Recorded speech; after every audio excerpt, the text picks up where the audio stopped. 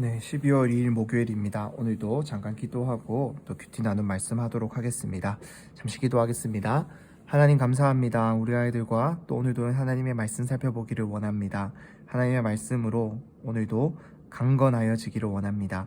하나님의 말씀을 깨달아 주님을 믿는 믿음이 강하여져서 부끄러움 없는 하나님을 당당히 드러내는 그러한 믿음의 자녀들 다 될 수 있도록 축복하여 주시고 성령님들 함께하여 주시옵소서. 예수님의 이름으로 기도드립니다. 아멘. 디모데후서 1장 8절에서 12절 말씀 읽어보도록 하겠습니다. 8절입니다. 그러므로 너는 우리 주에 대해 증언하는 일이나 주를 위해 내가 죄수가 된 것을 부끄러워하지 말고 하나님의 능력으로 복음을 위해 고난을 받아라. 하나님께서는 우리를 구원하시고 거룩한 부르심으로 불러주셨다. 그것은 우리의 행위에 따른 것이 아니라 오직 하나님의 계획과 은혜에 따른 것이다. 이 은혜는 영원 전에 이미 그리스도 예수 안에서 우리에게 주신 것인데 이제는 우리 구주 그리스도 예수의 나타나심으로 인해 드러나게 되었다. 예수께서는 죽음을 패하시고 복음으로써 생명과 썩지 않을 것을 밝히 드러내셨다. 그리고 이 복음을 위해 나를 선포자와 사도와 선생으로 세우셨다. 이로 인해 내가 다시 이러한 고난을 당하지만 나는 부끄러워하지 않는다. 내가 믿고 있는 분을 알기 때문이며 내가 맡은 것을 그분께서 그날까지 지켜주실 수 있음을 확신하기 때문이다. 한 번 더 읽어보겠습니다. 그러므로 너는 우리 주에 대해 증언하는 일이나 주를 위해 내가 죄수가 된 것을 부끄러워하지 말고 하나님의 능력으로 복음을 위해 고난을 받아라. 하나님께서는 우리를 구원하시고 거룩한 부르심으로 불러주셨다. 그것은 우리의 행위에 따른 것이 아니라 오직 하나님의 계획과 은혜에 따른 것이다. 이 은혜는 영원 전에 이미 그리스도 예수 안에서 우리에게 주신 것인데 이제는 우리 구주 그리스도 예수의 나타나심으로 인해 드러나게 되었다. 예수께서는 죽음을 패하시고 복음으로써 생명과 썩지 않을 것을 밝히 드러내셨다. 그리고 이 복음을 위해 나를 선포자와 사도와 선생으로 세우셨다. 이로 인해 내가 다시 이러한 고난을 당하지만 나는 부끄러워하지 않는다.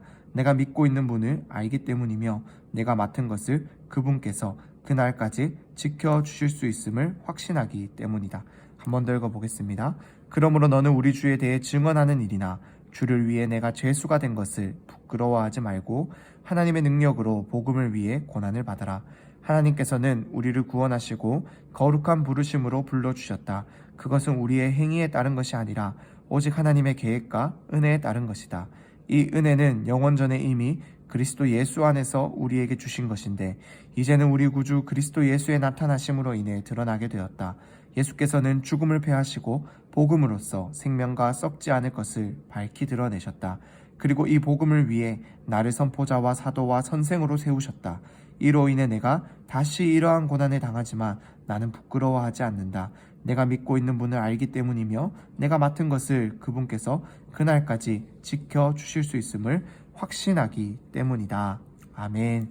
바울은 디모데에게 오늘 이 말씀을 통해서 하나 강조하고 있는 것이 있는데 바로 복음을 전하는 일꾼이 된 것을 예수님에 대해 증언하는 일꾼이 된 것에 대해 부끄러워하지 말라는 거예요. 부끄러워하지 마라. 나는 부끄러워하지 않는다. 내가 예수를 전하는 것 때문에 죄수가 되었고 고난을 당하지만 나는 이 일을 결코 부끄러워하지 않는다. 왜 그럴까요? 내가 전하고 믿고 있는 그분을 알기 때문이고 내가 맡은 것, 복음을 전하는 이 일을 하나님께서, 예수님께서 끝날까지 지켜주시고 있음을 확신하기 때문이다. 즉, 바울에게 예수님은 이 복음을 전하는 일, 그것을 맡기셨는데 그 일을 끝까지 감당할 수 있도록 지켜주시고 능력 주신다는 것을 믿고 또한 자기가 전하는 이 예수가 누구인지를 확실하게 믿기 때문에 부끄러워하지 않는다는 거예요.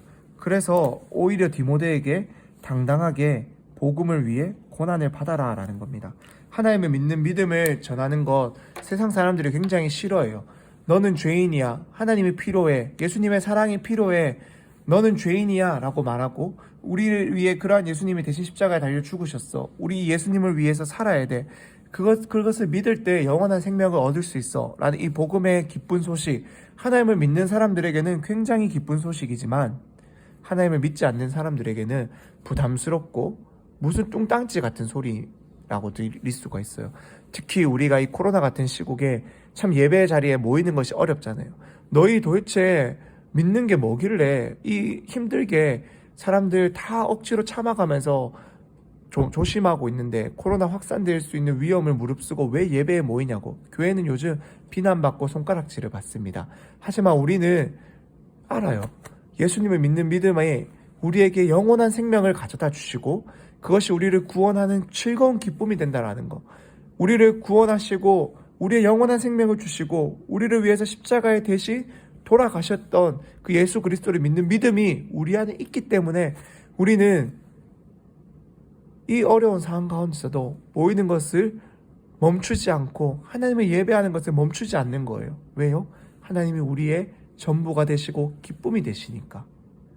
바울은 그 이야기를 하는 겁니다.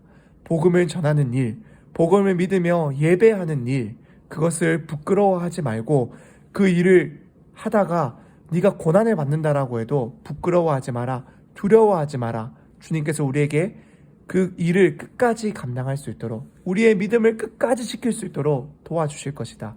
네가 믿는 예수님을 안다면 너는 부끄러워할 수 없다라는 거예요. 예수님은 우리를 구원하시기 위해서 십자가에 달려 죽으시고 우리에게 죽음의 문제를 해결해 주시고 영원한 생명을 복음으로 들려주셨다라는 거예요. 우리의 생명의 은인이 되시는, 갚을 수 없는 사랑을 주신 그 예수님을 예배하는 일에 우리가 부끄러워할 수 있는 일이 있겠습니까? 부끄러워해서 될까요, 우리 친구들? 정말로 세상 사람들, 반에서도 우리 친구들 교회 다닌다고 하면은 참 욕은 안 하겠지만 이렇게 좋지 않은 시선으로 보는 사람들도 있을 거예요. 하지만 우리 친구들 정말로 하나님을 믿는 그 기쁨을 전할 수 있었으면 좋겠어요. 그리고 하나님의 사랑을 전하고 그 사랑을 실천하며 하나님 믿는 사람은 정말로 이런 세상이 줄 수 없는 영원한 기쁨 가지고 살아간다.